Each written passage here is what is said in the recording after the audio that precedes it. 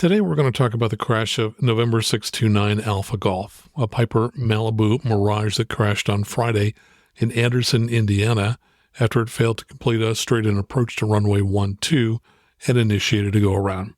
Which begs the question, have you ever received any instruction on doing a long straight-in approach? And are you familiar with the tools available in many Garmin navigators that can help you plan a straight-in approach? After we talk about the accident, we'll talk about several of these tools that can help you. Hello again, and welcome to Aviation News Talk, where we talk general aviation. My name is Max Trescott. I've been flying for 50 years. I'm the author of several books, including Max Trescott's G1000 and Perspective Glass Cockpit Handbook and the 2008 National Flight Instructor of the Year. And our mission here is to help you become the safest possible pilot. Last week in episode 347, we talked with N-Flight founder Patrick Carter about how to legally mount cameras to an aircraft and other video tips. So if you didn't hear that episode, you may want to check it out at aviationnewstalk.com/347. And if you're new to the show, welcome. Glad you found us. Now, if you would take a moment right now and touch either the subscribe key, or if you're using the Spotify or Apple Podcast app, the follow key, so that next week's episode is downloaded for free. And let me remind you that the show is supported by listeners just like you. And we have several ways you can show your love and support for the show. Take a moment and just go out to our new support page at aviationnewstalk.com/support, where you'll find links to support the show via PayPal, Venmo, Zelle, and Patreon. And when you make a donation, I'll read your name on the show. Coming up on the news for the week of September 2nd, 2024, an aircraft tire explodes, killing 2 mechanics and injuring a third. There's a new insurance offering for older pilots. And we'll tell you about a recent aircraft accident in which authorities are still looking for the pilot. All this and more, and the news starts now. From flyingmag.com, deadly tire explodes at Delta facility. On August 27th at about 5 a.m. Eastern Time, an aircraft tire exploded in the wheel and brake shop at Delta Tech Ops, Hartsfield Atlanta Airport, and killed 2 mechanics and sent another to the hospital with serious injuries. While Delta provided few details about the explosion, here is what we know. Mechanics removed the tire from a Boeing 757 and transferred the wheel and tire assembly to the wheel and brake shop. Deflation is a vital step in changing a tire, according to a tip sheet compiled by industry professionals and circulated by the FAA. Quote, remove the air from the tire. Warning, the tire will be deflated even though the size will not change. Deflate first to avoid any hazards. This is to be accomplished before the wheel is removed from the aircraft. And from the FAA's Aviation Maintenance Technician Handbook Airframe, it offers this caution, quote, deflate the tire before starting the procedure of removing the wheel assembly from the aircraft. Wheel assemblies have been known to explode while removing the axle nut, especially when dealing with high-pressure, high-performance tires. And while we don't know the details, John Gaglia, an airline mechanic, says the number one reason shop accidents happen is the failure to follow procedures. And based on all of the aviation safety courses I took at USC, I agree that's the most likely cause of this accident. Another important cause of accidents is the failure to document procedures or train employees on procedures. And even when procedures are documented, employees will often find shortcuts to save time, but in the process miss steps that they don't realize were critical. So if you run a business, document your procedures and make sure that your employees follow the procedures. From generalaviationnews.com, company introduces insurance solution for older pilots. Skywatch has unveiled a new liability-only insurance option tailored specifically for pilots age 70 or older. The company spokesperson said, recognizing the challenges faced by pilots age 70 and older in obtaining affordable, comprehensive insurance, this new offering allows them to continue flying with the necessary liability coverage. They noted that the new insurance option was developed, quote, in response to in-depth conversations between Skywatch and AOPA regarding the unique challenges faced by senior pilots.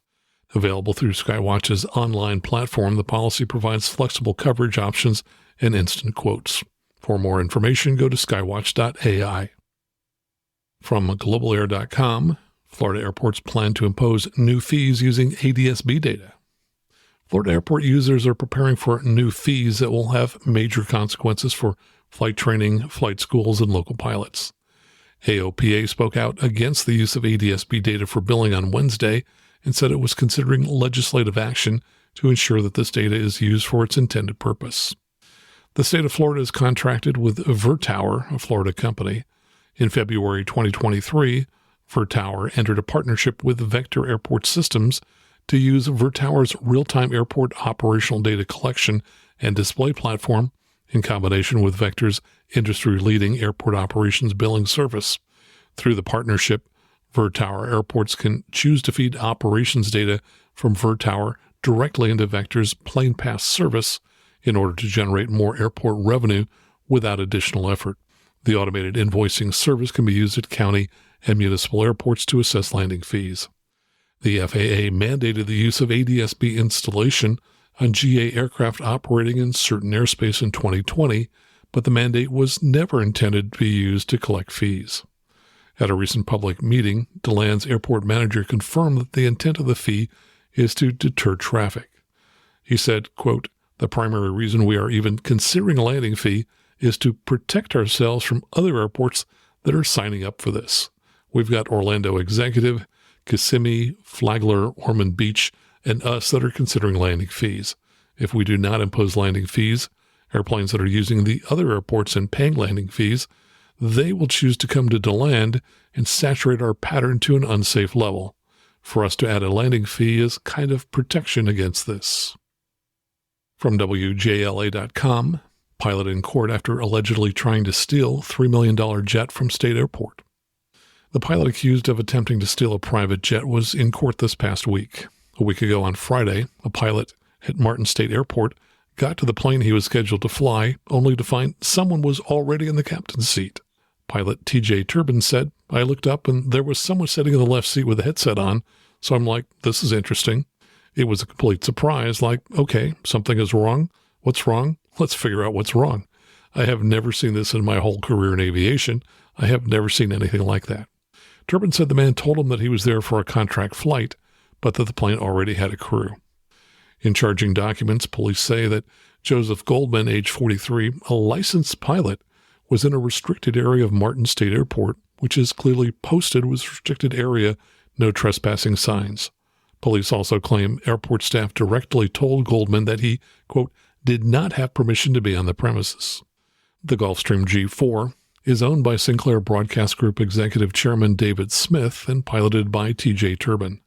Turbin said, quote, "The right engine was leaking fuel. He had all the fuel boost pumps on, but he forgot one switch that would have started the engine."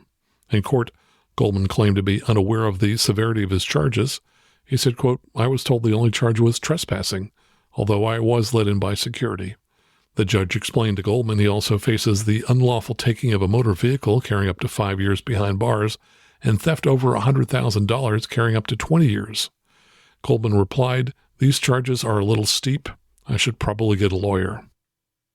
From Fox11Online.com, EAA opens Camp Scholler for NFL draft accommodations. Kind of an interesting twist. Those of you who've been to AirVenture in Oshkosh will be familiar with Camp Scholler. The story says EAA will make its campsites available for those looking to find accommodations during the NFL draft, which Green Bay is hosting from April 24th to 26th. To help meet the demand for accommodations, EAA is making its improved drive-in Camp Scholler campsites available. Camp Scholler traditionally opens to welcome AirVenture volunteers and attendees in late June. Chris Farrell, EAA Director of Events, said, "With hundreds of thousands of football fans coming to Northeast Wisconsin, accommodations are at a premium and people have asked if we would be able to assist." Campsites are $175 per night with a 3-night minimum. With each reserved campsite, EAA is providing 2 complimentary EAA Aviation Museum passes. So hopefully we'll create a few new aviation fans. From GeneralAviationNews.com, distracted pilot fails to extend landing gear. And this comes from the final NTSB report. The pilot of the multi-engine airplane, a Piper PA-60, reported that he had completed 6 touch-and-go landings uneventfully at the airport in Richmond, Kentucky.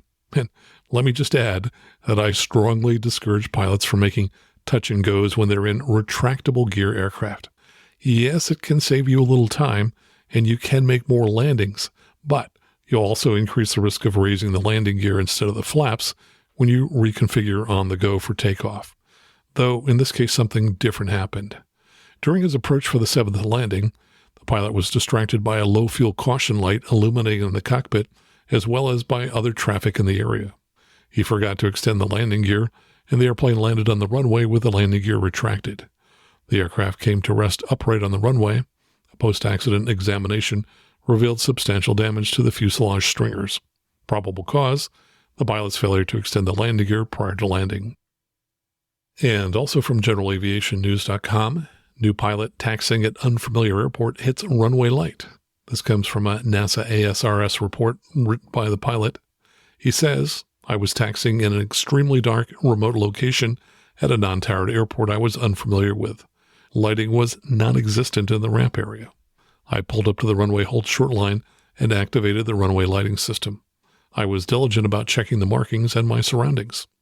After making my call on Unicom, I started to taxi onto the runway. The blue taxi lights don't go all the way out to the runway, and I'm fairly certain the runway light at the corner was burned out. Because that light wasn't visible, I turned on the runway too early, essentially cutting the corner, and my prop struck the burned-out runway light. The runway light was damaged, and the prop sustained damage as well. The runway light will need to be replaced, and the prop may be able to be repaired. The engine ran fine after the strike, and I was able to taxi. The reason this incident occurred is because of the burned-out runway light and the fact I'm a new pilot at an unfamiliar airport in very dark conditions. I should have continued straight onto the runway instead of cutting the corner. But the vast majority of my experience thus far has been on much larger, wider runways, so I'm used to making an arcing turn as I turn onto the runway. I know now in limited sight conditions to go straight out to the runway and not make a 90-degree turn until I'm clearly in the center of the runway." And from KCLU.org, Good Samaritan who saved pilot from burning wreckage of plane crash in Ventura County called hero. An experimental Pitts S-1 crashed shortly after takeoff and impacted terrain and obstacles in an industrial area off of 12th Street in Santa Paula near the Santa Paula Airport, California. The plane caught on fire. A man saw what happened and pulled the pilot out of the flaming wreckage. He then used a fire extinguisher to douse the flames on the man. Graham Pollock received serious burns. The 25-year-old Santa Paula man is reported to be in serious but stable condition at a burn unit in Los Angeles County. The name of the Good Samaritan hasn't been released. And finally from WWMT.com, Ottawa County, Michigan Sheriff and the FAA search for owner of downed plane found in cornfield. The Ottawa County Sheriff's Office is working with the FAA to find the owner of a plane that crashed in Wright Township, Michigan on Saturday evening. Deputies were dispatched to the cornfield located north of 24th Avenue and Arthur Street just before 6:30 p.m.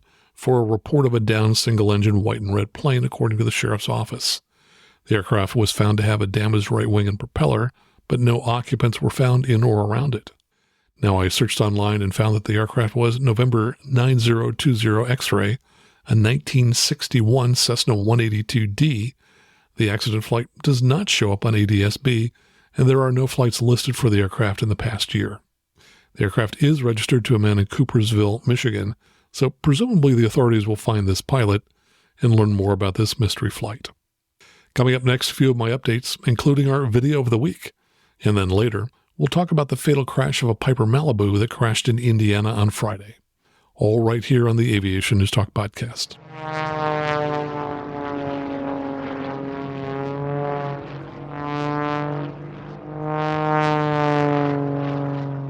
Coming up, we've got the video of the week. We've also got a few of your emails, but first, let's get to the good news. First, congratulations to Chris Raffo. He says, "Hi, Max. I'm a Patreon supporter. Love your show. Just want to let you know that I passed my private check ride yesterday. Looking forward to my instrument. One thing your show has really helped me with is aeronautical decision making. When we're working with instructors, they often help us salvage a slightly stabilized landing. Once I started soloing, I heard you in my ears saying, you can always go around. I think it's much smarter for a private pilot to just go around than to try and salvage a landing." Yeah, I totally agree. Better to build that habit into my decision-making education. Sincerely, Chris. Well, Chris, new CFIs tend to encourage pilots to salvage landings, and I certainly did that a lot in the early years of my career. And yes, many landings can be saved, but it sets you up for possible aircraft damage when you encounter one of those landings that can't be saved. So yes, going around is a good habit to develop now. And congratulations to Rodrigo Torres, who says that he recently passed his private and just bought a Sling LSA. So congratulations, have fun in your Sling. Now let's get to the video of the week. Last month, a video emerged of a Piper Arrow near Sacramento, California, that lost power and crash landed onto a golf course. But what we didn't know is anything about the pilot or the golfer who had to jump out of the way of the aircraft. Now, miraculously, both pilot and golfer were unharmed. And now we know that it was Justin Owens, age 41, who was golfing at the Haggin Oaks golf course in Sacramento when he was nearly struck by the aircraft. He said he was warming up around 1:10 p.m. on the chipping green when the incident happened. He said, "I looked over my left shoulder and I see the nose of the plane coming at me." He said he saw the plane bank to its left and he did his best to get out of the way. Now, video captured the plane as it was hurtling down the fairway, and it shows Owens jumping out of the way. So you definitely want to see this video. And to see that video and some of our past videos of the week, just go out onto the web and type in aviationnewstalk.com/video. Now, the link for our video of the week is on the same page with links that you can use to become a supporter and start supporting the show. So when you go to view the video, scroll down to the bottom of the page to find links to the videos, but up top, you're going to find 4 different options you can use for supporting the show. And if you sign up monthly to support the show via Patreon, there are various tiers starting at $8 a month. And by the way, the $20 a month tier includes access to the more than 90 videos that I've created in the past and posted for Patreon supporters, and you'll get immediate access to all of those. But of course, when you do, I'll read your name on the show. Thanks so very much for your support. And here's an email from Captain Mike Jesh. He's a Patreon supporter who flies for the airlines. This is a follow-up to something that I said a few weeks ago when I said, do not touch anything after you land, because there are too many incidents of people being trained to raise the flaps after every landing, but grabbing the landing gear instead. Mike wrote, I absolutely agree about not touching controls until clear of the runway. The only 2 controls we move during rollout at the airlines are the thrust reversers, main wheel brakes, and the nose wheel steering tiller. I also teach all of my GA learners not to touch anything. Mike, thanks so much for reinforcing that. And here's an email from Scott Sellers. He says, we are longtime listeners and first-time contributors who appreciate your work. We'd like to make you and listeners aware of the new Type Club we recently formed for Cessna R/TR 182 owners and pilots. So that would be retractable Cessnas and turbo retractable Cessnas. And that site's at CessnaR182.com. He says the site includes community and knowledge-based areas with resources like parts and service manuals broken down for ease of searching and downloading, another section for pilot resources, and he mentions that Aviation News Talk is listed there, so thanks very much for that. There's also an aircraft resources section along with articles section that's specific to the type. He says we continue to load multiple content each week. And he also says the R/TR 182 is an often overlooked type, but has a passionate following who like its utility of useful load, decent speed, ease of operation, ease of entry-exit for occupants, and engine options, which included the factory 235 horsepower, normally aspirated and turbo-normalized, and 260 and 300 horsepower aftermarket options. Wasn't aware of those.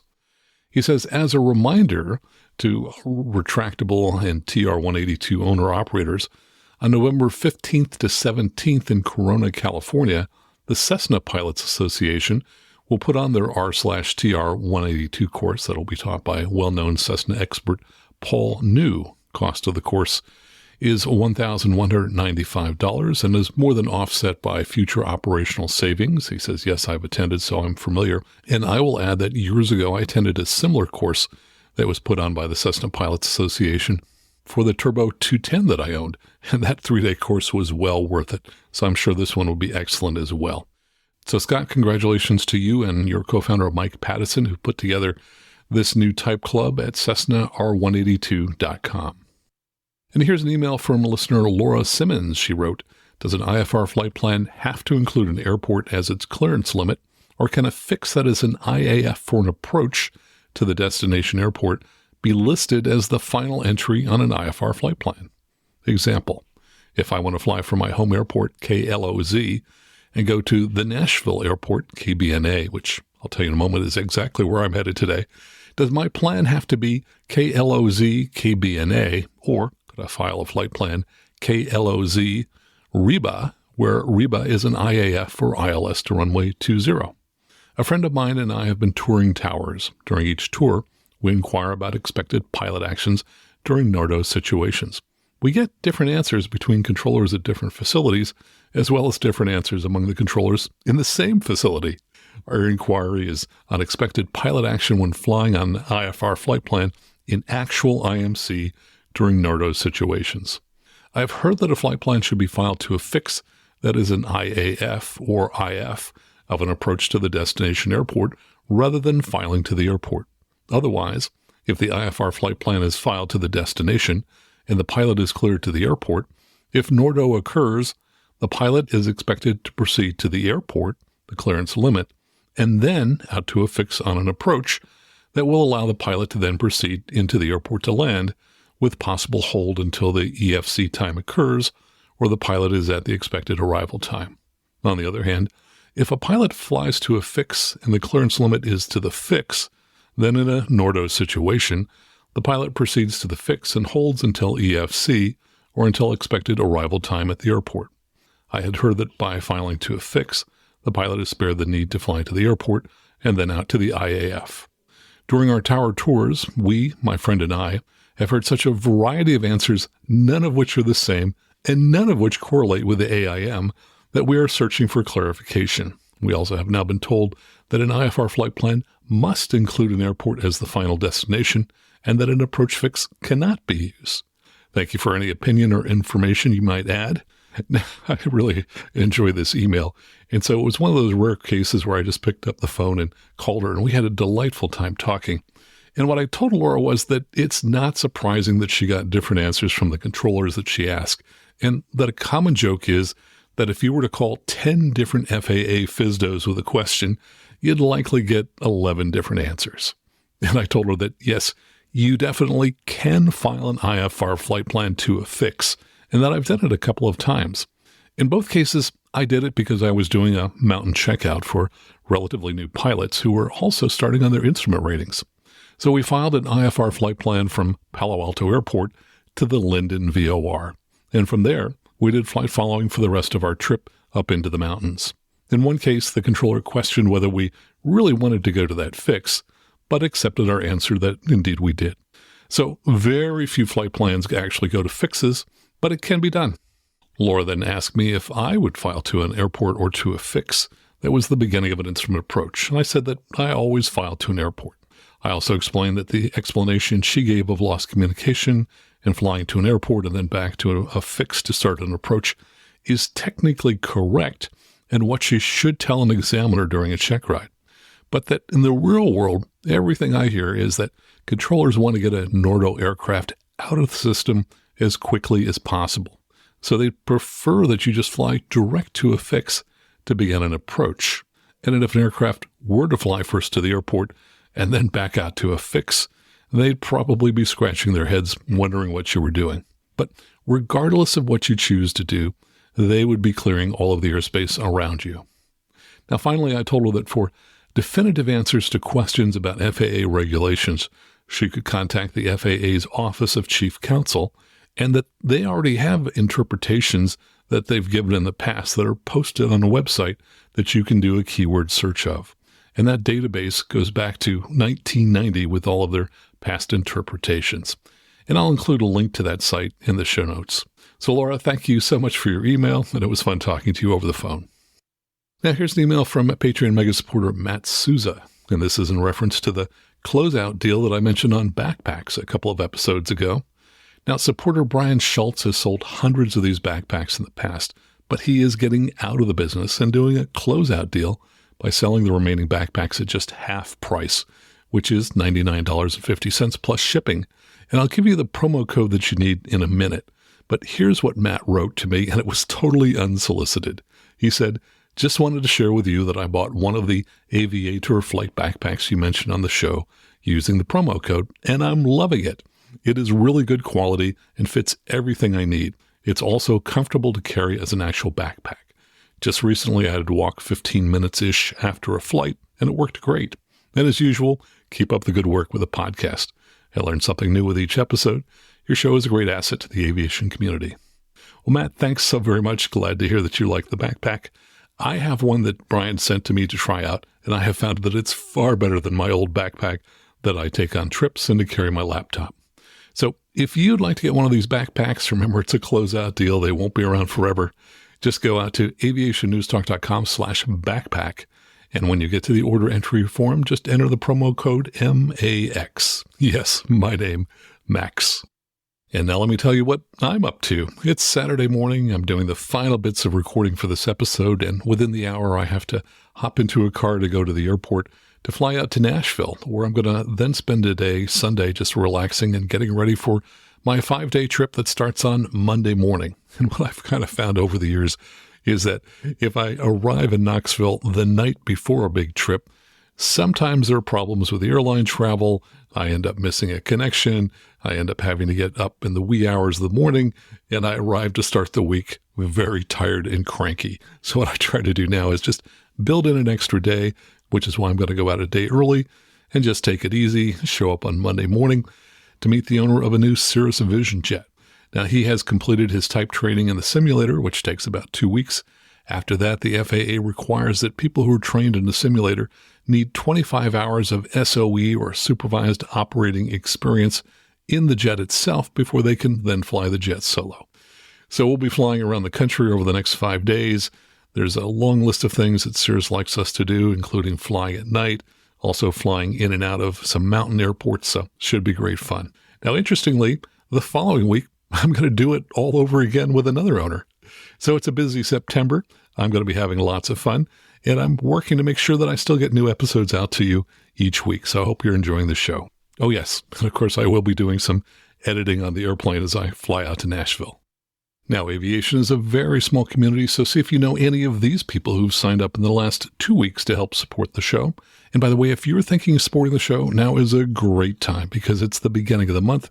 We always lose half a dozen or so supporters because their credit cards expire, and many of them don't take the time to update their credit card information. So we're always looking for new supporters just to stay even with the supporters that we lose at the end of each month.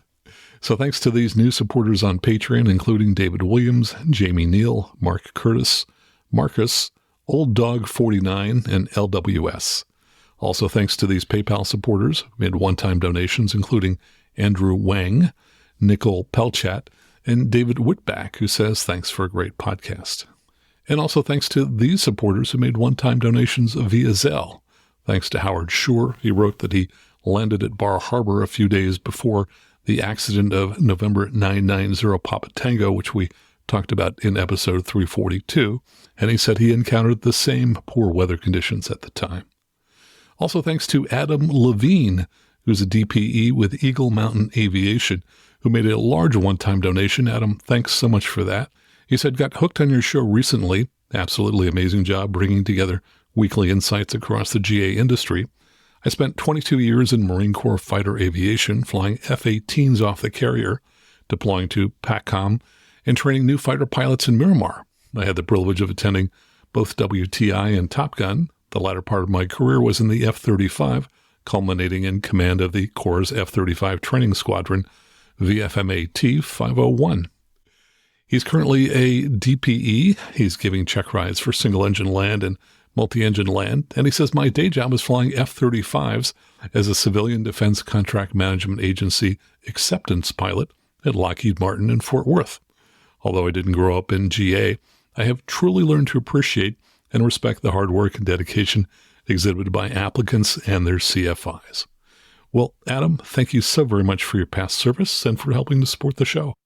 Coming up next, we're going to talk about the tragic accident of November 629 Alpha Golf, a Piper Malibu Mirage that crashed a day or so ago at Anderson, Indiana. All right here on the Aviation News Talk podcast.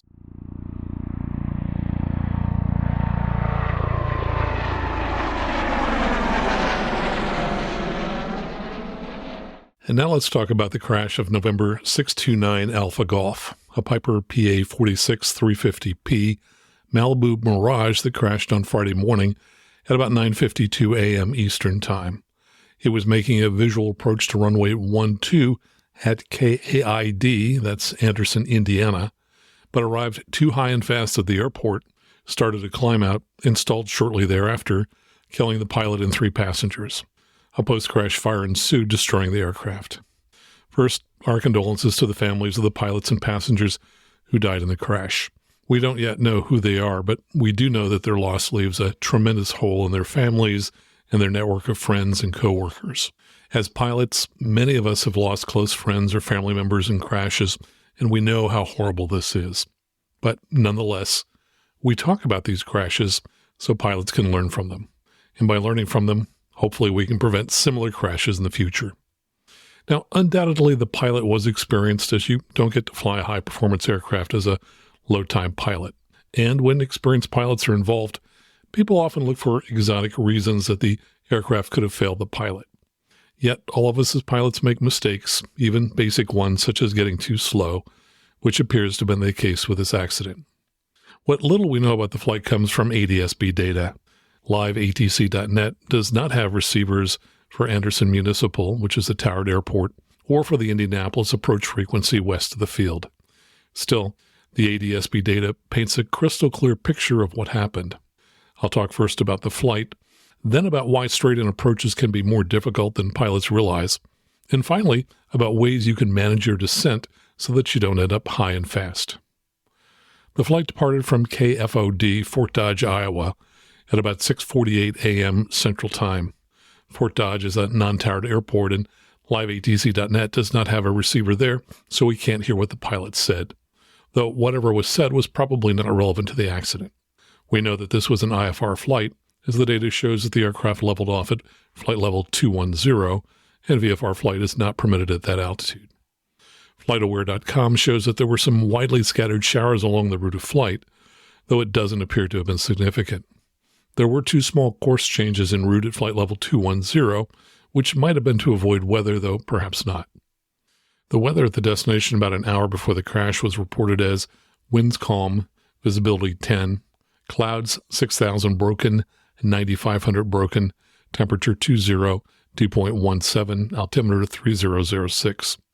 7 minutes after the crash, the weather was largely unchanged and was reported as winds calm, visibility 10, clouds broken at 6,000 and 11,000, temperature 21, dew point 18, altimeter 3004. With ceilings of 6,000 feet, you'd expect the pilot to fly a visual approach to the airport, and the data suggests that he did. The flight path from flight level 210 is a straight line to the airport with no changes in course until near the very end of the flight when the aircraft jogs slightly to the left to line up with runway 12. During a typical instrument approach, you'll usually see a couple of level-offs in flight. On this flight, the only level-off that occurred prior to the runway was at 7,000 feet MSL for about 2 minutes. When the aircraft was about 13.5 nautical miles from the runway threshold, it started a continuous descent to the runway. It's likely that the pilot told ATC that he had the airport in sight and was then cleared for a visual approach to runway 12. But at this point, the pilot was already behind the game because he was high and fast, but likely didn't know it. I've added 120 feet to ADSB altitude data to correct for the non-standard pressure at the airport. So if you do go online and look at the flight data, realize that you'll see uncorrected numbers that are 120 feet lower than the numbers I'm giving you. At 12 miles from the runway, the aircraft was at 6,800 feet MSL, or about 5,880 feet above the runway. But a typical 3-degree glide slope requires an aircraft to drop about 320 feet per nautical mile. So at 12 miles from the airport, an aircraft should be at about 3,840 feet, plus field elevation of 920 feet, or 4,760 feet MSL. So the accident aircraft was about 2,000 feet higher than it should be for a 3-degree glide path to the airport. Now remember that number, 2,000 feet higher than it should be at 12 miles. At this point, the aircraft might still have been able to get down in time to complete the straight-in approach, but to do so, the pilot would have to slow up and increase his descent gradient to something greater than the 320 feet per nautical mile required to track a 3-degree glide path. Now, if aircraft had instruments that gave a readout in feet per nautical mile, things would be simpler.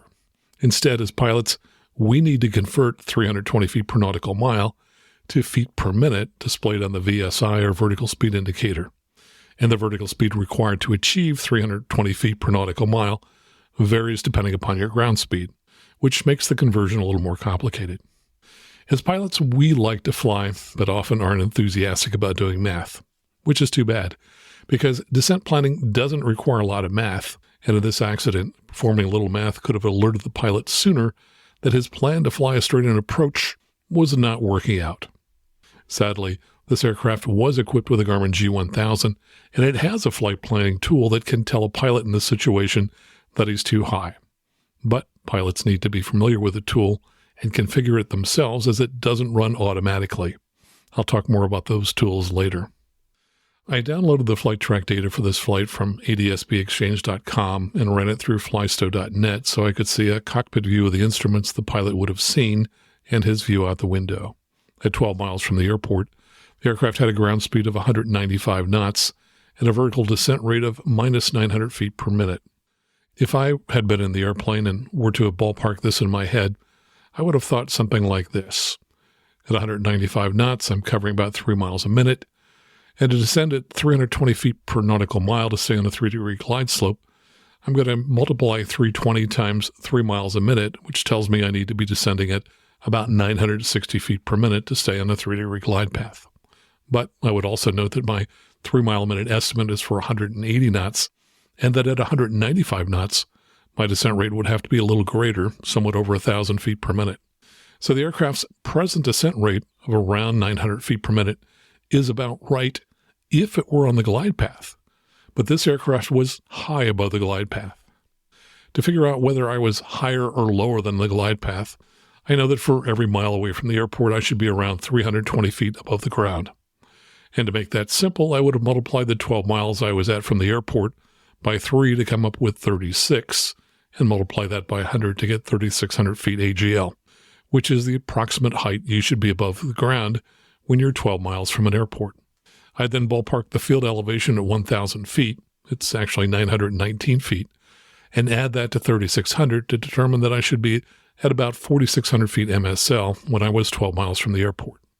Note that when I made the precise calculation with a calculator, I said we should be at 4,760 feet. So my ballpark estimate, which I could calculate in my head, was only 160 feet off from the calculated altitude. Had the pilot made these ballpark calculations, he would have seen that since he was about 2,000 feet high, he needed to descend significantly faster than his present 900 feet per minute descent rate. At that rate, he was roughly paralleling the 3-degree glide slope and not converging with it.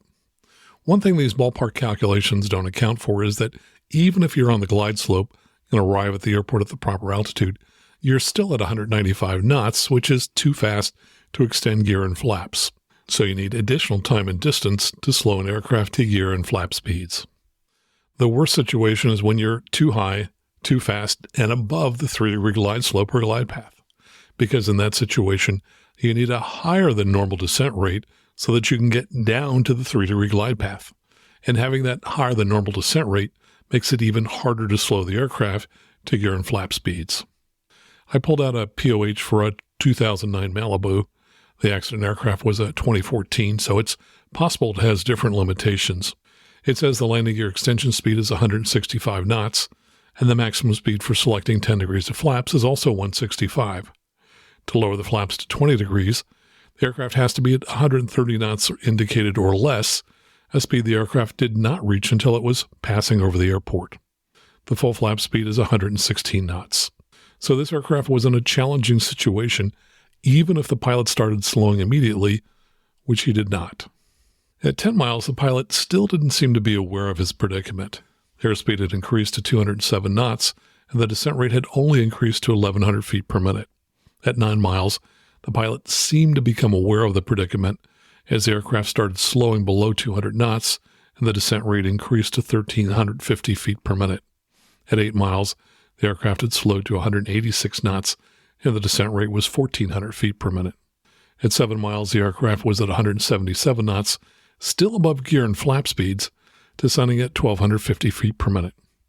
At 6 miles, the aircraft was at 4,600 feet, or 3,700 feet AGL, at 170 knots and 1,350 feet per minute.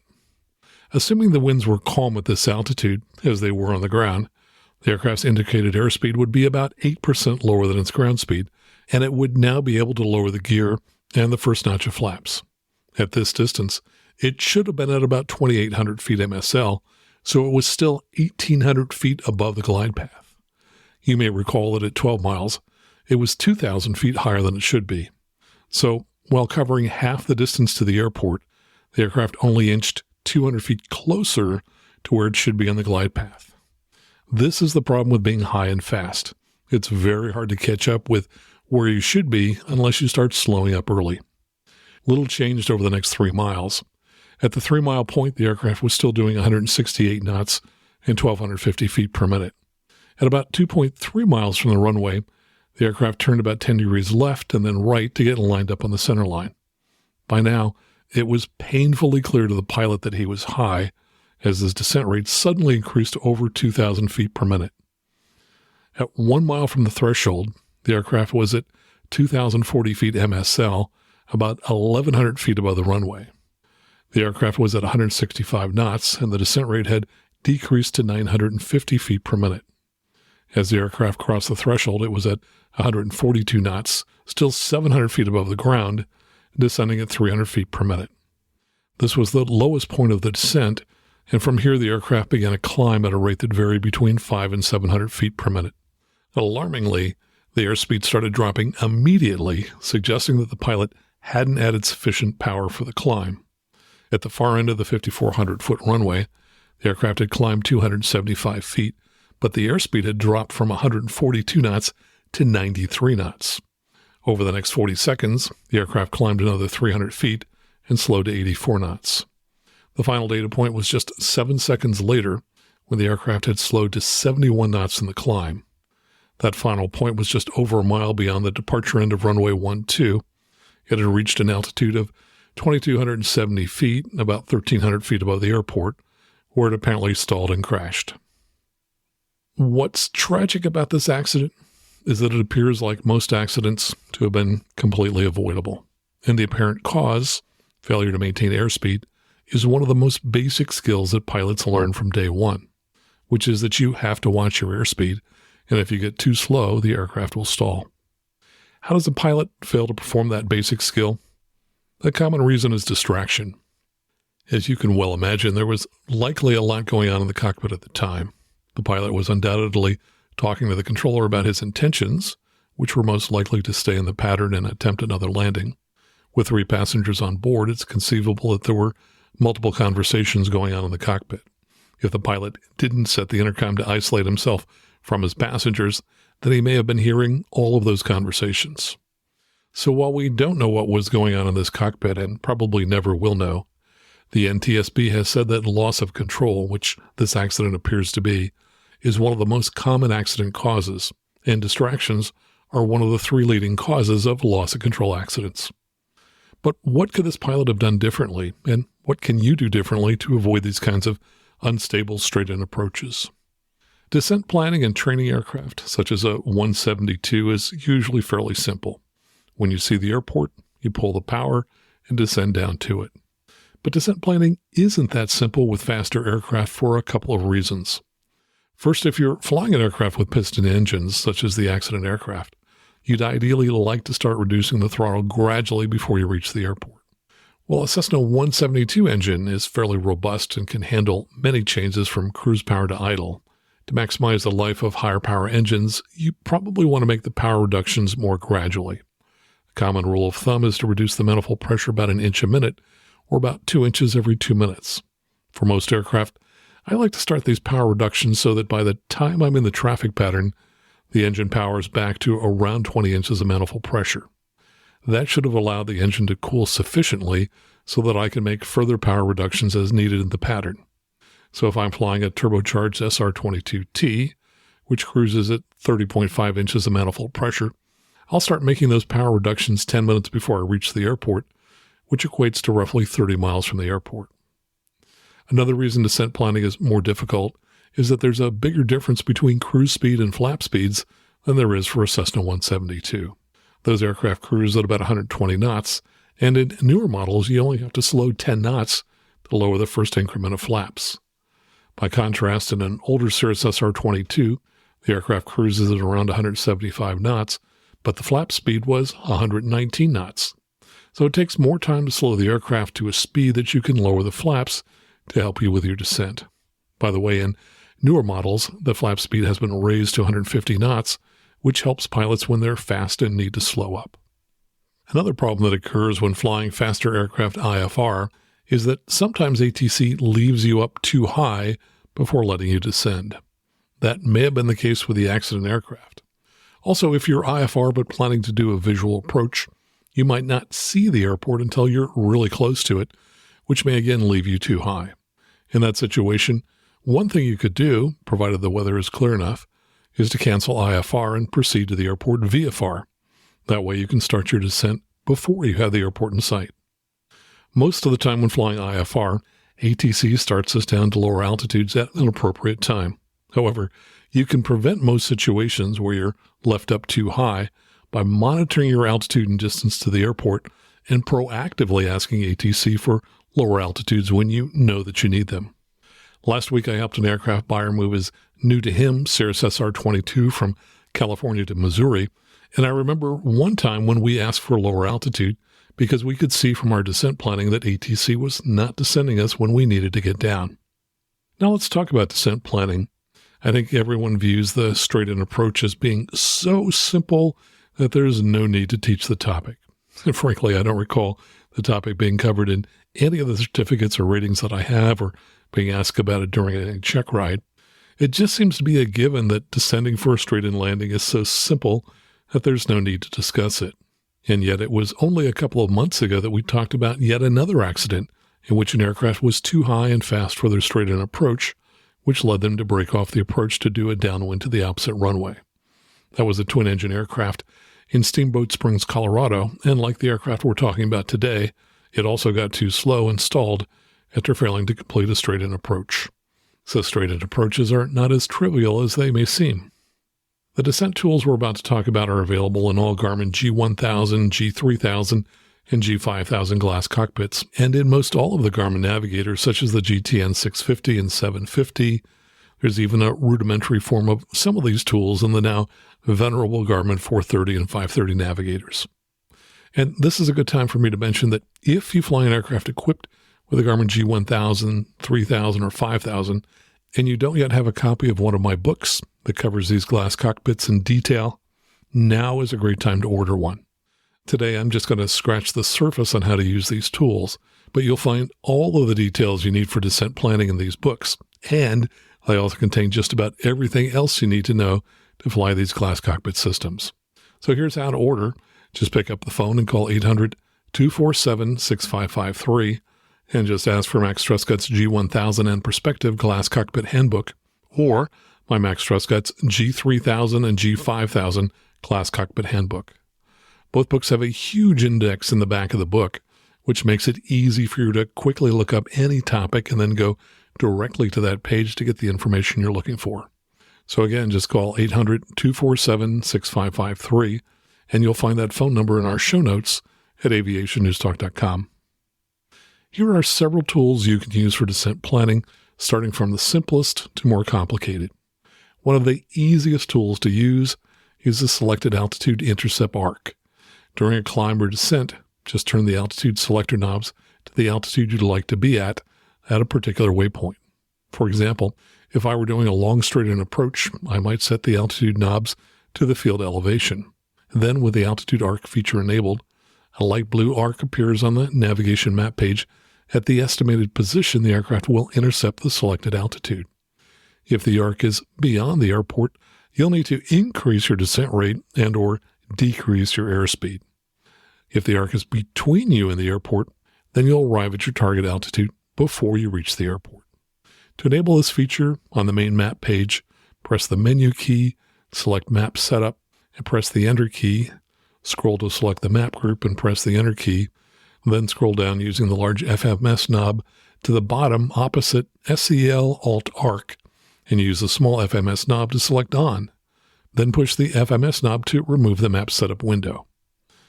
Another feature you can use for descent planning is the along track offset. The along track offset lets you take an existing waypoint in a flight plan and create a new waypoint adjacent to it, but offset by the number of miles you specify. The new waypoint can be offset before the original airport if it's a negative number, or after it if a positive number is entered. You might use this function in combination with a vertical flight plan if, for example, you wish to descend to the traffic pattern altitude 2 miles before an airport. Offset waypoints are neither permitted after the final approach fix of an approach, nor beyond the last waypoint in a flight plan. To create an along track offset from the PFD or MFD, press the FBL key, highlight an existing waypoint, press the menu key, scroll to Create ATK Offset Waypoint, and press the Enter key. Then turn the small FMS knob to enter a positive or negative number of miles and press the Enter key. Or from the MFD's active flight plan, highlight a waypoint and press the ATK Offset soft key at the bottom of the screen. Use the small FMS knob to enter a positive or negative number of miles and press the Enter key. A new waypoint name is created using the same identifier name with the number of nautical miles it's offset. There are a few caveats for any vertical navigation and along track offsets. First, you are still responsible for terrain and obstacle clearance at all times. For example, if there's a hill near your destination, setting an along track offset to arrive at pattern altitude prior to the airport may descend you into terrain. Ideally, these features should be programmed while on the ground or at a safe altitude. A third tool you can use for descent planning is vertical flight plans. In addition to adding waypoints to the active flight plan page, just enter altitudes on the same line with each corresponding waypoint. The autopilot's vertical navigation function, enabled with the VNV key, can then follow a flight plan's descent profile. A TOD label for top of descent appears on the inset map and navigation map page at the point where the vertical descent will begin. When you get close to the TOD label on the map, you'll want to ask ATC for a descent if they haven't already started you down. But long before you get to the TOD point, you'll want to check it to see that it's accurate. I once found myself ridiculously high in a Vision jet because I trusted the TOD, but it was giving me bad information. Here's one of the issues you might encounter. If you've loaded an instrument approach, you should inspect your flight plan and the calculated altitudes closely. For example, the flight plan may show you going to your destination airport first and then going to the beginning of the instrument approach. In these cases, your GPS navigator will have calculated and displayed next to the airport waypoint a relatively high altitude, perhaps 5,000 or 6,000 feet above the airport elevation. And your TOD will be based on starting a descent that will have you arrive at perhaps 5,000 or 6,000 feet above the airport. In that case, if you don't ask for lower until you reach the TOD, you're going to end up extremely high, as I did in a Vision jet once going into Bakersfield, California. Here's something I did just last week while flying the SR-22 to Missouri to work around that problem. We were flying IFR and cleared direct to the airport, which was the active waypoint in our flight plan. But we also had an instrument approach loaded, and so our TOD was based on arriving at the airport thousands of feet above the field elevation. So I synchronized the heading bug and put the autopilot in heading mode. That way I could make changes in the flight plan while still flying toward the airport. And then I put the cursor on the intermediate fix of the instrument approach, which is where we thought we would start it, and did a direct enter to that fix. Now the TOD displayed was more realistic for what we'd eventually be doing. I noted the number of minutes until we would reach that TOD and looked at the clock to see what time it would be when we reached that TOD. Then we made the airport the active waypoint again and put the autopilot back in nav mode. Now we ignored the TOD being displayed and instead watched the clock to decide when we would need to start a descent. It worked like a charm, though ultimately we were sequenced behind another aircraft and were vectored outside the IAF. But by doing that work ahead of time, we knew when we needed to descend so that we could ask ATC for a descent if they ended up leaving us up high. By the way, here's a simple method I tell pilots to use when doing a long straight-in approach to my home airport at Palo Alto, California. There's a prominent white tent called the amphitheater, which is on the extended center line for runway 31. I tell pilots that if they cross the amphitheater at 1,100 feet and this is a big and if they are below the flap speed as they cross the amphitheater, they will not end up high and fast when doing a straight into runway 31. You can do something similar for any airport when you're doing a long straight-in approach. Just set up an along track offset waypoint that's 3 miles before the airport and cross the airport at about 900 feet at a speed that allows you to deploy gear and flaps. Note that if you're flying to a really long runway, you'll need to make that point 4 miles from the runway, as the GPS measures distance to the center of the airport and not to the runway threshold. So there you have it. A number of tools you can use to make sure that you don't end up high and fast on a long straight-in approach. And just a reminder that I love hearing from you, and I read many of your emails on the show. If you'd like to send me a message, just go out to aviationnewstalk.com, click on Contact at the top of the page. That's absolutely the best way to send me a message. And of course, I also want to thank everyone who supports the show in one of the following ways. We love it when you join the club and sign up at aviationnewstalk.com/awesome to support the show financially. You can also do that at aviationnewstalk.com/PayPal. We also love it when you leave a 5-star review on whatever app that you're listening to us on now. But most importantly, please tell one or more of your friends about the show. That's the primary way that we grow the show. So please let your friends know about Aviation News Talk. And of course, if you're in the market for a headset, please consider buying a Lightspeed headset and using one of the links in our show notes, because if you use those links, they will donate to help support the show. So until next time, fly safely, have fun, and keep the blue side up. And remember that you can always go around. You can always go around. If it don't look right coming down, don't wait until your side's maybe sliding upside down.